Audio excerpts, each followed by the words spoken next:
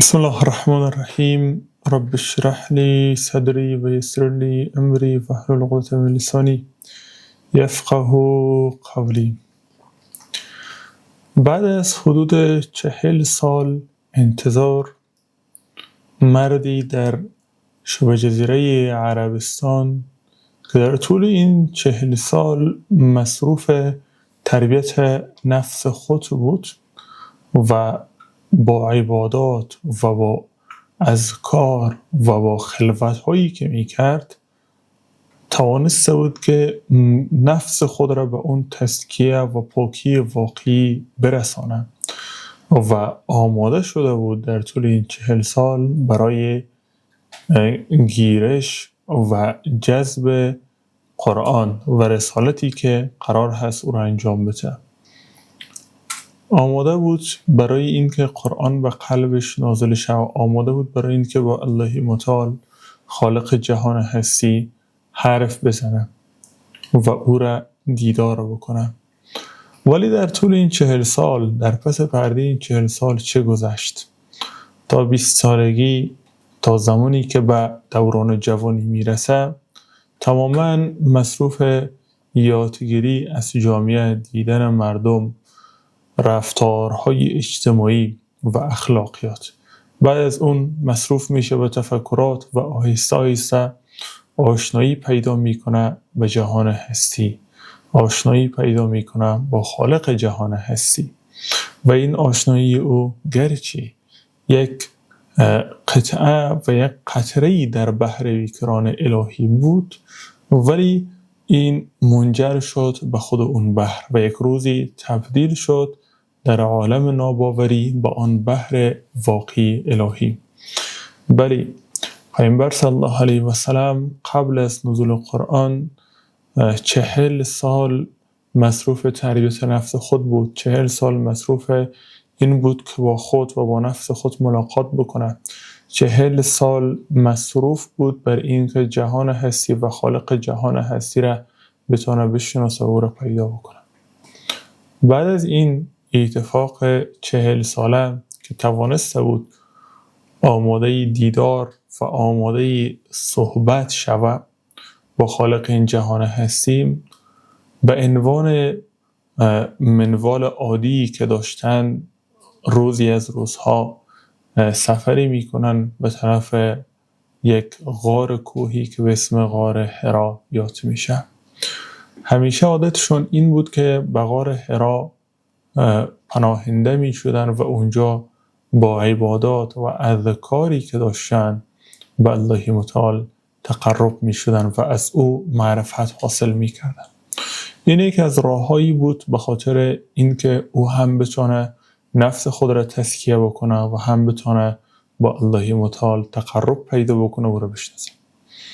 ولی این منوال عادی روزی تبدیل میشه به یک اتفاق و به یک انفجار بزرگی در جهان هستی که این فرد همون کسی میشه که الله متعال او را به عنوان پیامبر آخر برگزیده و کلام خود به عنوان قرآن را به او نازل میکنه. و وقتی از شهر خداحافظی میکنه و میره به غار پناه میبره، به منوال عادی ادامه میده و همون اذکار و عبادات خود.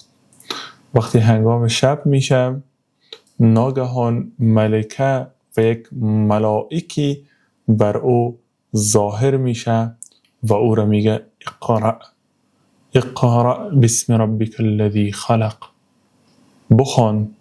بخوان به نام پروردگارت که خلق کرده، تمام جهان هستی را به او خالق هست.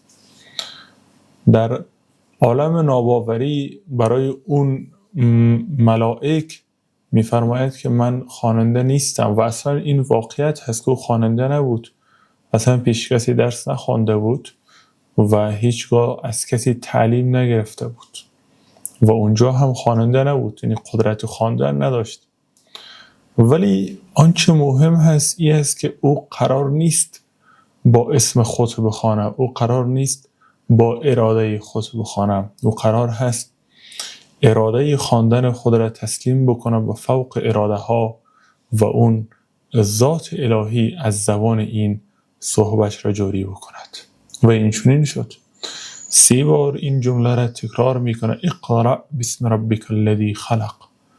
بخوان ای پیامبر به نام پروردگارت که تمام جهان هستی و این چیزهایی که تو با او تا حال آشنا شدی را آفریده.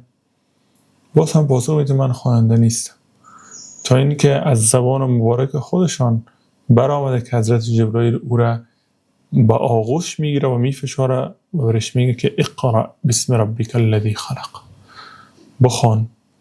و این زبان بی اختیار آغاز میکنه و خواندن، و این زبان بی اختیار آغاز میکنه و گفتن، و آنچه الله متعال اراده میکند این میگوید. در گفتار خود اندکی تعجیل هم میکنم، یعنی میخواه آنچه که برایش وحی شده را به عجله و تعجیل بگوید. الله متعال با یک آیه از قرآن میفرماید که لا تحرک به لسانک لتعجل به، هرگز زبانت را تحرک نتی و به عجله نخوانی که فکر بکنی که تو زبانت حرکت میتی و تعجیل بخوانی. ان علینا جمعه، جمع کردن این وحی و این کلام الهی در قلب تو به وظیفه ماست. ان علینا جمعه و قرآنه و قرائت کردنش و تلاوت دوباریش و گفتن این برای مردم باز هم به عهده ماست. تو اصلا هیچ نقشی نداری. پیام اقرا، پیام خواندن، شاید بزرگترین و عظیمترین پیامی است که برای اولین بار به جهان هستی نازل میشه. یعنی این بار به عنوان وحی آخر الله متعال برعکس دفعات قبل از خواندن، که خواندن خودش منشأ علم هست، یعنی وقتی میخوانی یک چیزی یاد گرفتی که میخوانی، یعنی اول یاد بگیر بعد چه کن؟ بخوان. یا هم با خواندن یاد میگیری، وقتی میخوانی هی یاد میگیری. پس این پیام علم هست که بر علاوه این که تاکید میکنه به این که به پیامبر صلی الله علیه وسلم بخوان، این تاکید برای ما هم هست که بخوانید. همیشه باید که خواند. ز گهواره تا گور دانش بجو، ز گهواره تا گور بخوان، که خواندن تمام نمیشه. یعنی هر قدر بخوانی هنوزم کم میاری، و آدمی هر قدر بیشتر بخونه همون قدر به ضعف علمی خود بیشتر پی میبره. هر قدر بیشتر بدانه همون قدر میدانه که نمیدانه، و ما هر قدر بیشتر در بحر علم قدم میگذاریم از بحر جهالت و نادانی خود بیشتر آگاهی پیدا میکنیم. و این پیامی است که این آیه برای ما داره که بخوانید. حالا شما میرین فیزیک میخوانین، یا هم میرین طب میخوانین، میرین انجینری میخوانین، مهندسی، هر چیزی میخوانین، اشکال نداره بخوانید. فقط این سرنخ و شروع کار و منشأ را بتین دست او، بتین دست همان پروردگار که خالق این خواندن هست و خالق این چیزهایی است که شما میخوانید. سرمنشأ ای را دست او بتین. مثالش مثل چی میمونه؟ مثل این که شما چوپانی را دیدین در رمه و چوپان سر رمه را میگیره، دیگه تمام رمه پشت اون میره. شما هم سر این رمه زندگی چون را بتین دست پروردگار. وقتی این نخ ابتدایی زندگی چون را دست پروردگار میتین که خالق جهان هستی، خالق شما و خالق این مسیر هست، دیگه باز هر چی را میخونین برین بخونین. حالا طب را اگر میخونین به نام او بخونین، برای خدمت به خلق او بخونین. اگر ریاضی میخونین برای این بخونین که ما بتونیم از این یک خدمتی برای خلق بکنیم و آغاز خواندنتون را به او بکنین و به او بسپارین. و اگر مهندسی میخوانین همچنان هر رشته‌ای در جهان هستیمون نیاز هست که بشریت باید او را یاد بگیره و بخونه، ولی اون نخ ابتدایی رو باید بده دست پروردگار. اگر اون رو بتی دست پروردگار هم در خواندنت موفق میشی و هم در یاد گرفتنت موفق میشی و هم در اهدافی که داری انشاءالله که میرسی. و اینجا عام هست، پیام خواندن یک پیام عام هست که جنسیت، مذهب و فرقه و گروه هیچی نمیشناسه.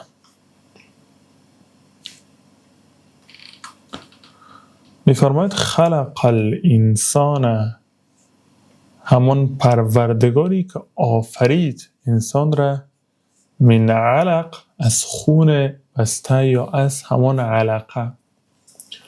ما چند مرحله داریم به خاطر تشخیص خلقت داخل بطنی که داخل بطن یک مادر وقتی یک جنین شکل میگیره.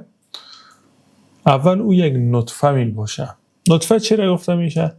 نطفه همون قطره آبی را گفته میشه که بعد از این که آب اسپرم با تخمه یک جا میشه یک چیزی قطره آبی تشکیل میشه، او را میگن نطفه. و بر علاوه که نطفه تشکیل میشه و این قدر کوچک هست، تمام خصوصیات این طفل در همون نطفه هست، چون در دینی خصوصیات در حقیقت ثبت شده. این نطفه اندکی رشد میکنه، تبدیل میشه به چی؟ به علقه. که الله متعال اینجا میفرماید خلق الانسان من علق، انسان را الله متعال از چی آفرید؟ از یک خون بسته یا از یک علقه آفرید. به دلیل اینجا از علقه یاد شده، از نطفه یاد نشده که ما را یک مسیر علمی را الله متعال نشان بده. مسیر علمی را الله متعال بر ما نشان میده، بر علاوه که در آیه اول تاکید به علم و خواندن میکنه، در آیه دوم خود نتیجه تحقیق و خواندن را بر ما نشان میده که اگر شما بخوانین خلقتتون را میفهمین، اگر شما بخوانین با اون علقه‌ای که داخل بطن مادر شکل میگیره به اون میتونین دسترسی پیدا بکنین و همه چیز خلاصه شده بر این که انسان باید خلقت خود را بفهمه. انسانی که نمیفهمه خلق شده و از کجا خلق شده و کجا خلق شده، برای چه خلق شده، دیگه اصلا اون انسان مفهوم را نمیتونه پیدا بکنه.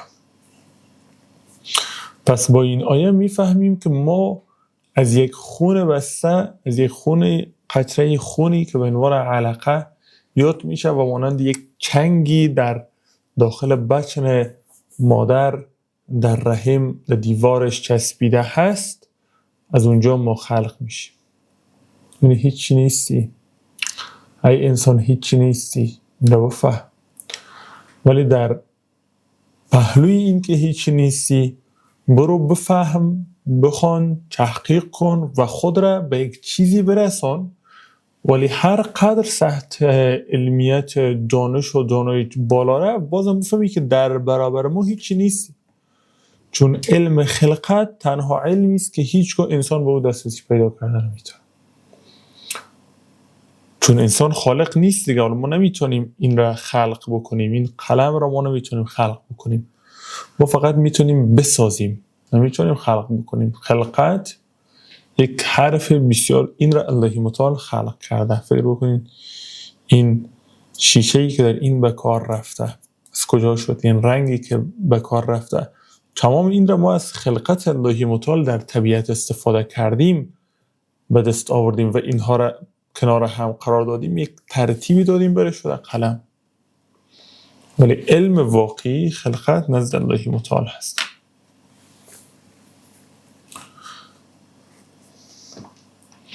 که اشاره است اینجا به علق یا همون علم امبریولوژی که این مسئله رو بحث بود. خب این خواندن که تمام نشد، باز هم تاکید میکنه اقرا، بخوان، باز هم بخوان.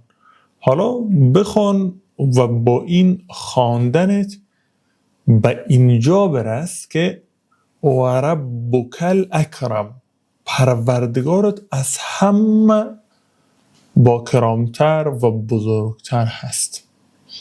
این را باید انسان بفهمه در پی خواندن خود.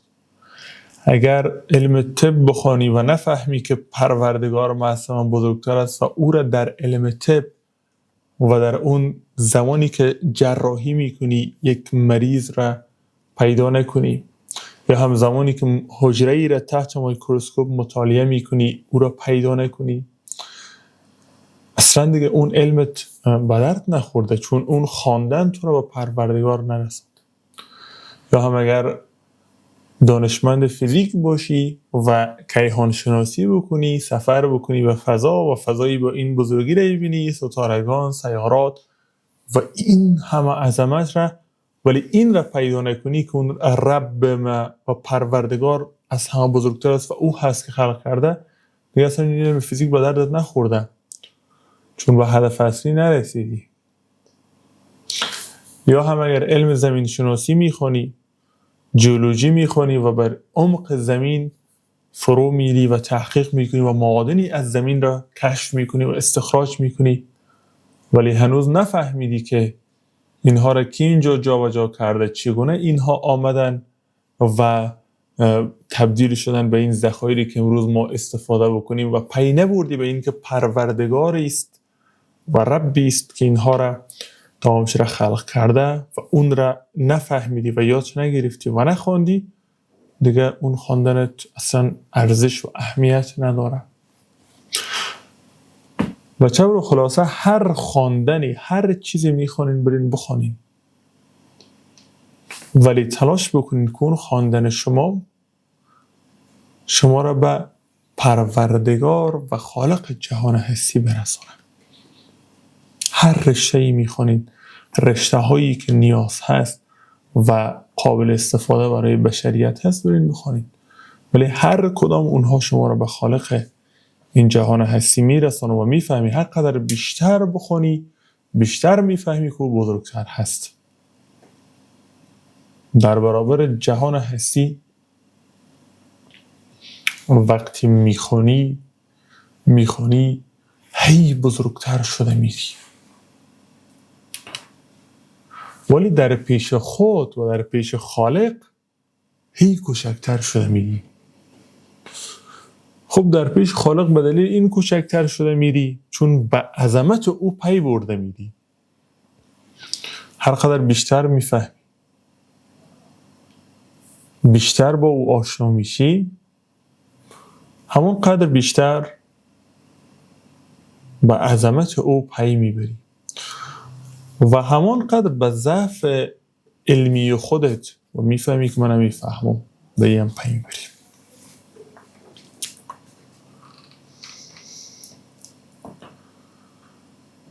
خب به اسم این پروردگاری که خوانیم دیگه چی صفت داره؟ الذی، همون کسی که علم آموخت، بالقلم، به وسیله قلم، قلمی که دست ما هست. اگر روی کاغذی در حال نوشتن باشیم و یک مورچه‌ای نگاهمان بکنه میگه این قلم هست که چقدر زیبا می نویسه، ولی مورچه‌ای دیگه برش میگه نه این قلم نیست که می نویسه، اون دستی است که این قلم را گرفته و اون می نویسه. ولی وقتی هر دوی اینها برن نزد پادشاهشان و برشون این رو تعریف بکنه، اون میگه نه، اون نوشتن نه از دست هست نه از قلم، بلکه از خالق این دست و قلم هست و اون هست که از بالا این اراده را کنترل میکنه و مینویسه. او هست که برای قلم قدرت نوشتن داده و برای رنگ قدرت جدا کردن حروف، که این تمام حرف هایی که ما می نویسیم در این داخل رنگ جمع شدن و ما اونها را فقط از هم جدا می کنیم و اون را بر ما آموخت. و خود خط یا نوشتن چقدر عظمت داره که شما می‌نویسید توسط نوشتن و توسط یک رنگ انسان‌ها میان هم ارتباط برقرار میکنن. توسط یک رنگ ما میفهمیم یکدیگر خود را، میفهمیم ضروریات همدیگر را، میفهمیم و علم یاد میگیریم. از طریق کتاب و از طریق رنگ ما مقدار و گراف علمیت خود را بالا میبریم. خیلی جالب هست، این بار تفکر بکنید، خیلی جالب هست. علم الانسان، به انسان آموخت، ما لم یعلم، آنچه را که نمیدانست. ما لم یعلم، آنچه را که انسان نمیدانست. اصلا ما چی میدونستیم؟ هیچ. اصلا ما چیزی بلد بودیم؟ نه. اصلا ما چیزی میفهمیدیم؟ نه. تمام علمیت انسان از نزد الله متعال هست. میفرماید الرحمن علم القرآن خلق الانسان و علم آدم الاسماء کلها. این الله متعال هست که برای حضرت آدم تمام علوم و اسما را داد.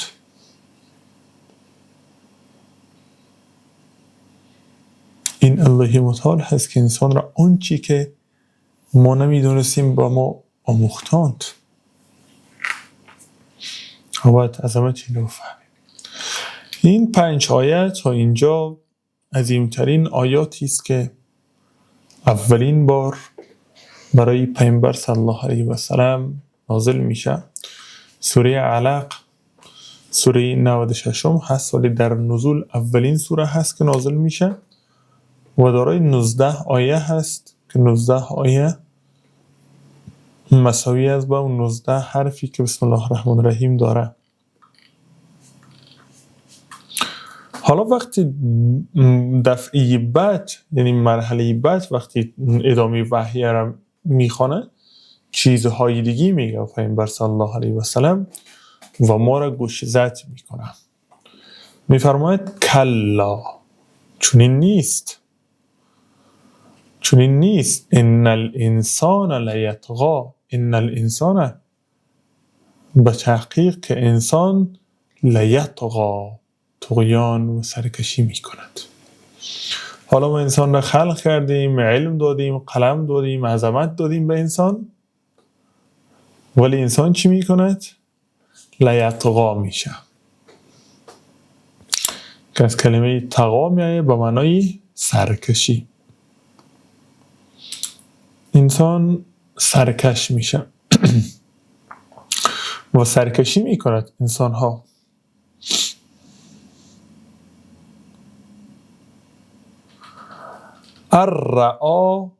الرعا استغنا، این که خود را میبیند، الرعاه، این که میبیند خود را، استغنا، بی‌نیاز. یعنی ما اینقدر به انسان عظمت دادیم که بعضا این علم و عظمتی که با به انسان دادیم باعث میشه انسان فکر بکنه من از همه چیز و همه کس بی‌نیاز هستم و مستم دیگه در جهان هستی. تنها انسان به منیت و خودبینی برسه. این چنین قرار هست بشه، قرار هست انسان ها چنین بشن. وقتی خود را بی‌نیاز، بیخبر از این که میفرماید الله الصمد، ای انسان ها تمام شما نیاز دارید ولی الله متعال بی‌نیاز است، او نیاز ندارد. ان یقینا الی ربک، به سوی پروردگارت هست رجعا، بازگشت. انا لله، ما از الله هستیم، همه جسم، روح و بدن ما از اوست و او است که ساخته. و انا الیه راجعون، ان الی ربک رجعا، یعنی بازگشتشان به سوی میرن و منیت، خود بزرگبینی میرسن.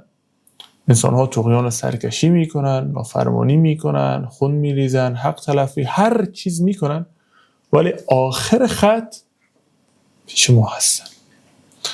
مثل این که شما هر کاری بکنین، معلمتون را آزار بتین، و سرمعلمتون رو آزار بتین، مدیر مکتب رو آزار بتین، ولی آخر سال پیش اونها باشین و اونها رو اذیت بکنین، اونها بگن آخر سال پیش ما هستین. 1000 برابر از اون بزرگتر که بازگشتتان یک روزی خودتان باز گردانده میشین و به سوی پروردگارتان هست، همون پروردگاری که اینقدر به شما نعمت داد، علم آموخت، قلم داد، کرامت داد برای شما و شما را خلق کرد و تمام اینا.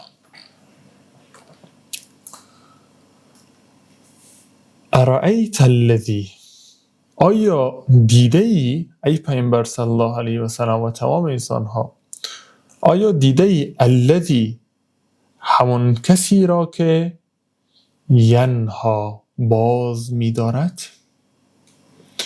در میان انسان ها بعضی ها پیدا میشن که انسان های دیگر از رفتن به سوی پروردگار باز می‌دارن. انسان ها را از خلق زیبایی،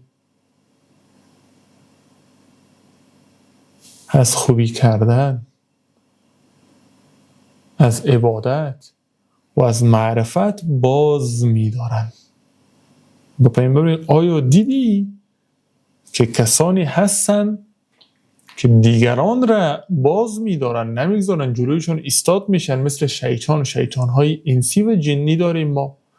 شیطان‌های جنی با وسوسه‌ها و مکرهایی که میکنن انسان‌ها را باز می‌دارن از عبادت و معرفت الهی، و شیطان‌های انسی هم با رقابت و تقابلی به شما را باز می‌دارن، مقابلتون ایستاد میشن و عیان و شما را باز می‌دارن.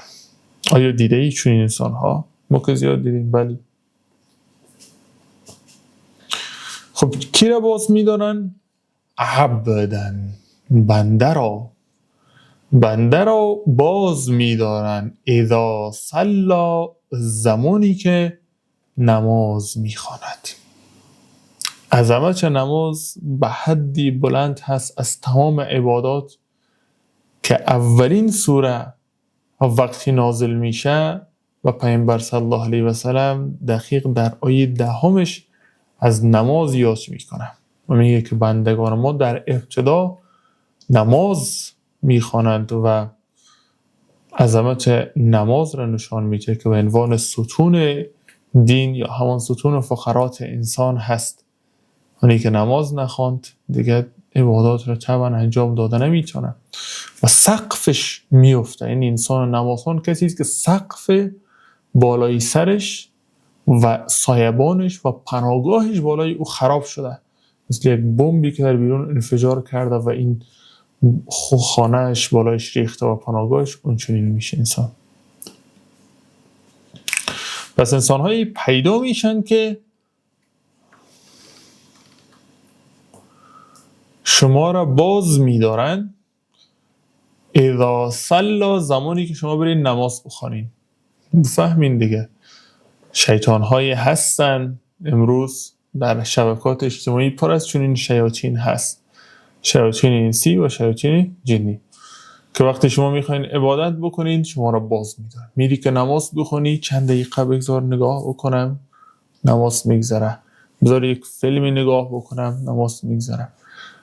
و میری که نماز بخونی با یک چیزی روبرو میشی که اصلا نماز و عبادت فراموشت شوه و به اون تو را وابسته میکنه. یا هم انسان‌هایی با حرف‌هایی که میزنن هستن و تلاش میکنن که انسان‌ها را از عبادت الله متعال باز بدارن.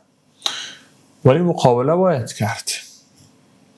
باید کرد، چون در اولین سوره‌ای هم که نازل میشه الله متعال از این میگه، ما را با خبر میکنه که شما کسانی را میبینین که شما را باز میدارند از راه حقیقت، باز میدارن از علم آموختن، باز میدارن از عبادت کردن و شما را سرگرم چیزهایی میکنن که اصلا نمیفهمید. مکر شیطان که خیلی بلند و بزرگ است.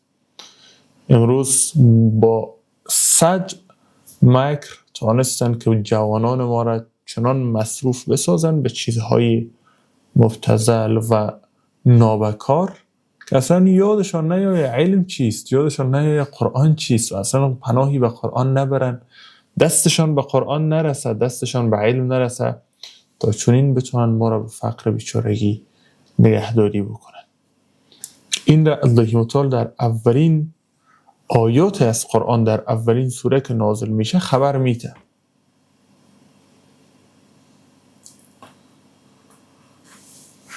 که این چنین انسان ها هستن. و مهمترین چیز که نماز هست که نماز باز داشتن از همه چیز دیگه بود.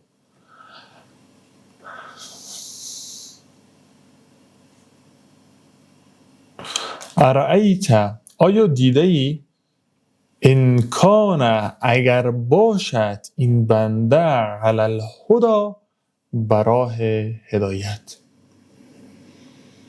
الله متعال میفرماید که دیده ای چون این انسان‌هایی را که باز می‌دارن بندگان مرا و شیطان قسم خورده که من بندگان تو را گمراه میکنم، لأغوینهم اجمعین،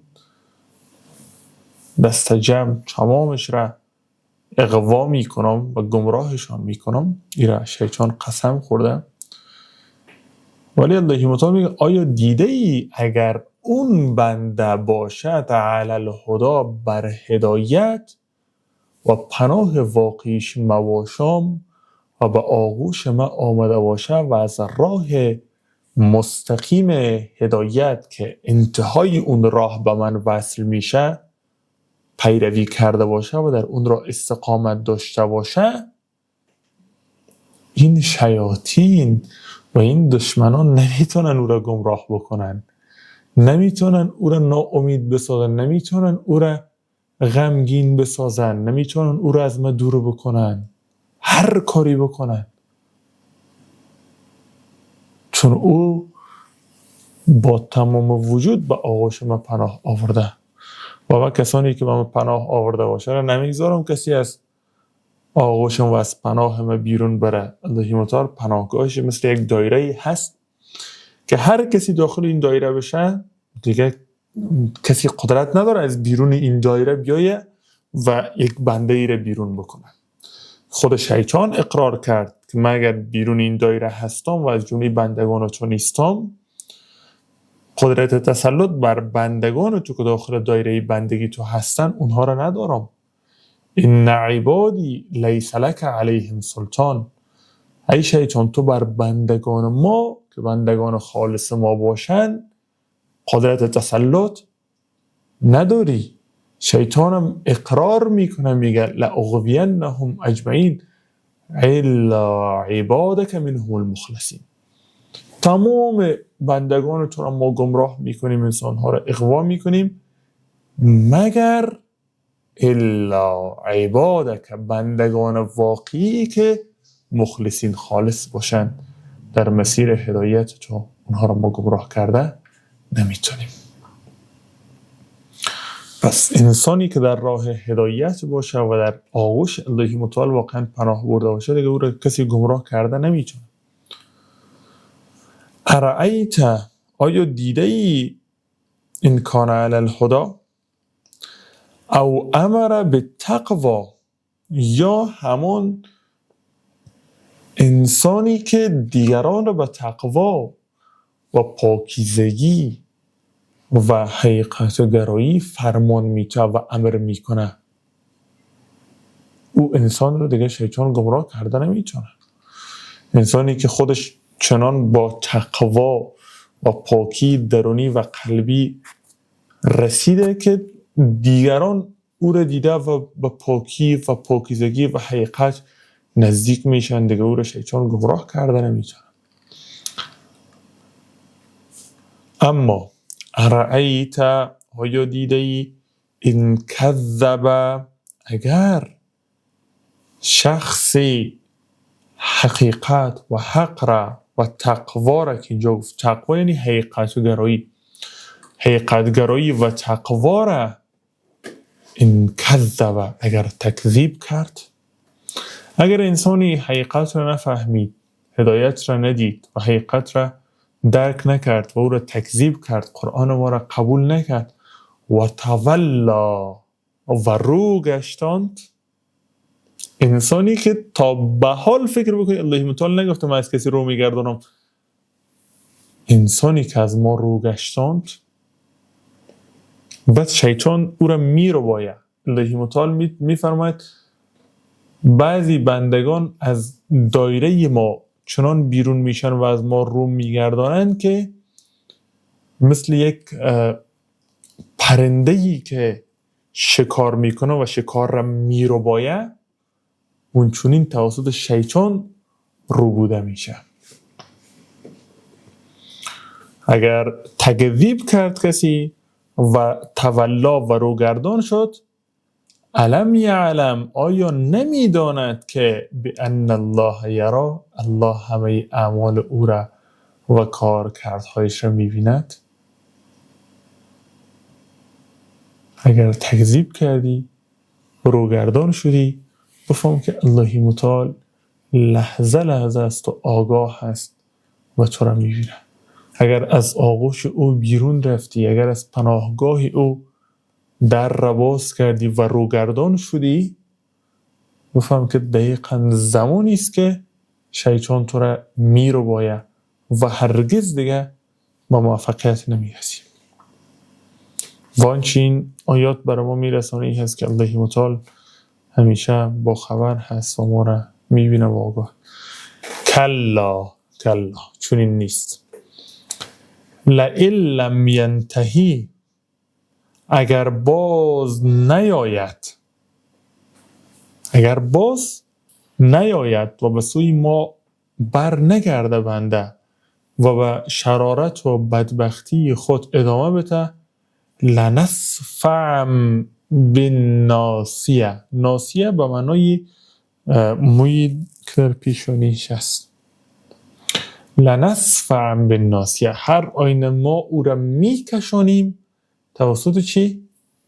ناصیه، یا همان موهای جلوی سرش یا پیشانیش.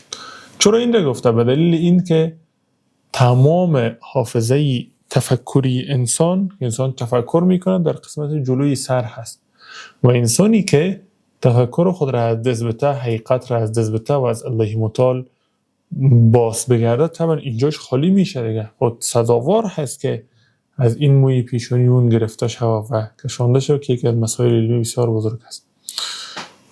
به خاطر که اینجا گفتن ناصیه که به معنای پیشانی هست، کاذبه دروغگویی هست، کسی که دروغگو هست، خاطئه خطاکار، یا هم ناسیه به معنای نسیان میتونه فراموش، کاذبه کسی که دروغگویی میکنه، خاطئه خطاکار.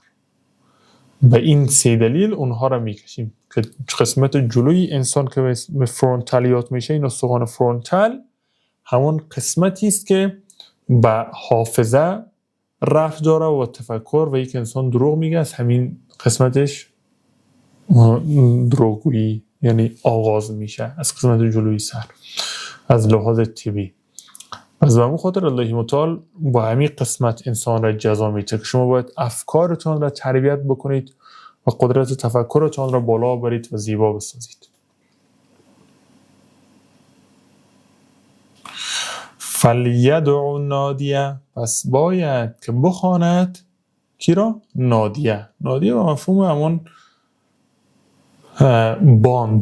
باند یا گروه خود را باید که فلیدع طلب بکند. اون زمان سندع الزبانیه، ما نیز به زودی مأموران آتش را میخوانیم. او گروه خود را بخوانه، ما هم کی را میخوانیم؟ سندع الزبانیه. زبانیه یعنی همون مأموران آتش، یعنی ملائکی که در جهنم مأمور هستن، ما هم اونها را میخوانیم. کلا چون نیست. لا تطعه، هرگز او را اطاعت نکن. هرگز چونین انسانهایی را که الله متعال گفت اینجا، انسانهایی که تکذیب میکنن، انسانهایی که رو میگردانن، انسان‌هایی که ناسیه و کاذبه و خاطئه، یعنی کسانی که دروغگو و خطاکار و فراموشکار هستند، چون این انسان‌ها را هرگز پیروی نکن که اینها شیطان‌های بزرگ هستند. چون این نیست. فرمول واقعی هدایت را در آیه 19 الله متعال برای ما میگه، همان گونه که میگیم بسم الله الرحمن الرحیم، یعنی بسم الله آغاز هر کاری با نام اوست و هر اتفاقی در زندگی ما یک بسم الله است. حالا اطاعت نکردن از شیطان اعوذ بالله است، یعنی پناه بردن و فرار کردن از شر شیطان به الله متعال، که الله متعال اینجا لا تطیعه، هرگز شیاطین و خطاکاران اطرافتان را شما پیروی نکنید، که اون پیروی اونها باعث میشه شما به قعر جهالت و نادانی کشانیده بشید. فرمول زیبایی است برای رسیدن به موفقیت دنیایی و اخروی. وسجد، و آنچه شما را به موفقیت میرسانه سجده کردن هست، که در اولین وحی الله متعال با پیامبر صلی الله علیه و سلم یادآوری میکنه که وسجد، سجده کن، تمامتون باید سجده بکنید، که نزدیکترین جا که هیچ پرده‌ای میان بنده و الله متعال نمیمانه همون سجدگاه است. انسان وقتی سر خود را به سجده میمانه، یعنی به این مفهوم که من کوچکم و تو بزرگی، سبحان ربی الاعلی، پاکی و عظمت و ثنا همان پروردگاری است که اون اعلی و بلند مرتبه است و من پایینم، کوچکم. اینجاست که الله متعال برای تو پاسخ میده و پرده ای میان خود و تو را میداره و با تو مستقیم صحبت میکنه و نزدیکترین حالت ممکن بین بنده و الله متعال هست. و سجده کن، وقت تقرب و تقرب جویی. یکی از زیباترین کارها برای بندگان تقرب جویی هست.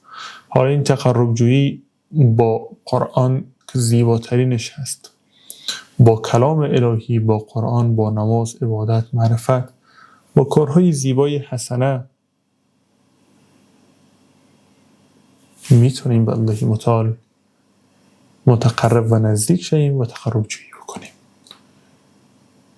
این هست عظمت سوره علق که به عنوان اولین سوره و پیامبر صلی الله علیه و سلم نازل می شود. سبحان ربک رب العزة عما یصفون و سلام علی المرسلین و الحمد لله رب العالمین.